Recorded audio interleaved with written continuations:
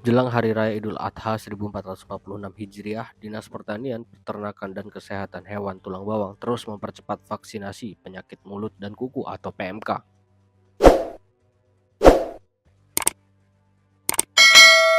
Vaksinasi tersebut dilakukan dengan menyasar ribuan ternak kambing milik warga dan sapi di Kampung Sumber Makmur, Kecamatan Banjarmargo, Tulang Bawang pada Senin 28 April 2025.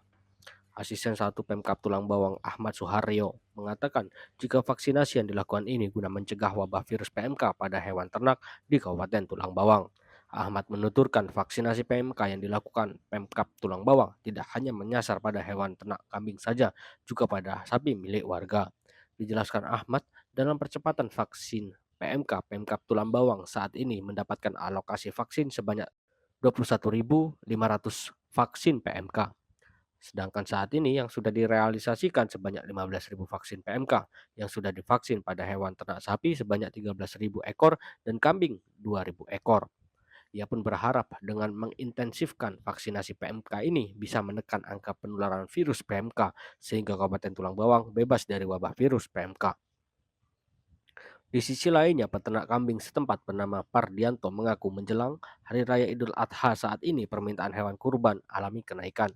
Oleh sebab itu, pihaknya merasa program vaksinasi yang dikeluarkan pemerintah sangat membantu para peternak. Ini Bapak Bupati melaksanakan salah satu upaya untuk mengoptimalkan peternakan kambing atau domba termasuk sapi. Karena apa? Kalau seandainya tidak digunakan dengan cara-cara teknologi, maka usaha ini tidak bisa berkembang dengan baik. Salah satu caranya adanya vaksin untuk menghindari adanya PMK ini. Karena apa? Kalau salah satu kambing, domba atau sapi kita sudah terkena PMK, maka dia akan menjadikan virus di wilayah itu. Oleh karena itu Bapak Bupati Tulang Bawang berupaya untuk mencegah itu.